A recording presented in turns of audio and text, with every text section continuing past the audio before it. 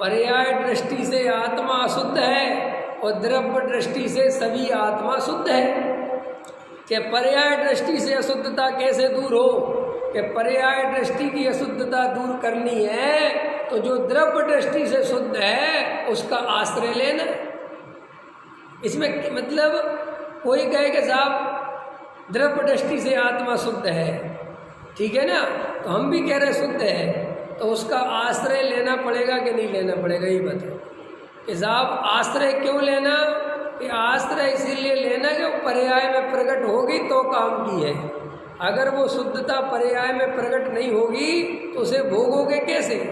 भोगनी काय में पड़ती है? काय में भोगोगे? तुम्हारे घर में गेहूं है, ठीक है, या खेत पे लगा हुआ गेहूं है, खा जाओ जाके।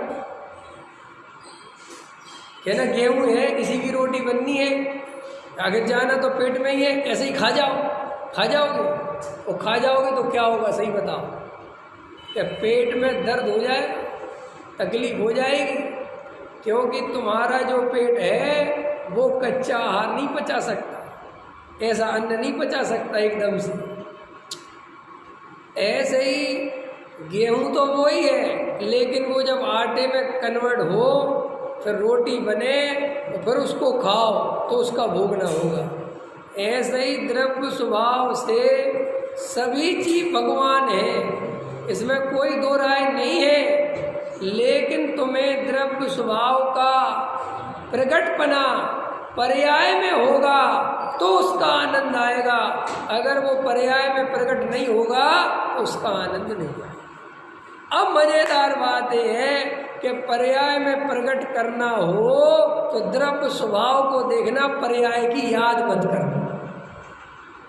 क्योंकि पर्याय को याद करोगे बार बार कि प्रकट हुआ कि नहीं, प्रकट हुआ कि नहीं। और ये खाली आत्मा के संदर्भ में नहीं है, ये हर चीज के संदर्भ में है। अगर तुम पढ़ाई भी करते हो तो डूबना पड़ता है। अगर बार बार ये करोगे, इंजीनियर की डिग्री मिलेगी कि नहीं, इंजीनियर की डिग्री मिली कि नहीं, तो क्या होगा? क्या बार बार कर रहे हो? कोई भी काम तुम करो, अरे मैं तो कहता हूँ एक बढ़िया भजन गाना हो और भजन गाने वाला बार बार ये देखे कि लोगों को मजा आ रहा है कि नहीं, तो वो लोग भजन गा पाएगा। क्योंकि तुम ये बार बार सोचोगे तो तुम डूबोगे ही नहीं, और डूबने के बिना बात बनेगी नहीं। ऐसे ही कई लोग क्या करते हैं, आत्मा का ध्यान करने की कोशिश करते हैं, और आत्मा के ध्यान में क्या करते हैं कि बार बार पर्याय को देखते हैं कि परिणामों में क्या हो रहा है, परिणाम निर्मल हुए कि नहीं, आनंद आया कि नहीं, शांति हो रही है कि नहीं, वो ये देखते रहते हैं। वो ये देखने के चक्कर में वो द्रव्य दृष्टि हो ही नहीं पाती, क्योंकि वो पर्याय दृष्टि छूटती ही नहीं है। ख्याल में आए ना? देखो भाई, अच्छे से समझ लो, क्लियर समझ लो जीवन का रहस्य क्या है। आत्म ध्यान कौन पुरुष कर सकता है, रहस्य समझ लो।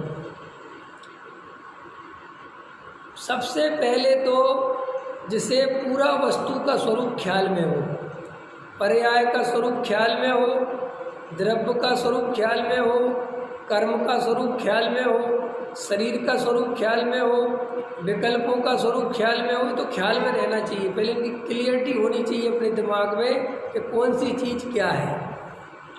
फिर तुम्हारे अंदर जो आत्म ध्यान करने की जो स्थिति बनेगी वो कैसे बनती है उसको समझो। देखो, अगर आत्मा को पाना है तो आत्मा को पाने का उपाय है कि कुछ नहीं पाना है, ये अंदर होना चाहिए। क्या कहा मैंने? परम ध्येय, परम ध्येय है ना, परम ध्येय, आत्मा परम ध्येय है। तो परम ध्येय का मतलब पता क्या होता है? जिसका कोई ध्येय नहीं है। क्या? जिसका कोई ध्येय नहीं है वो आत्मा को ध्याता है, वो परम ध्येय।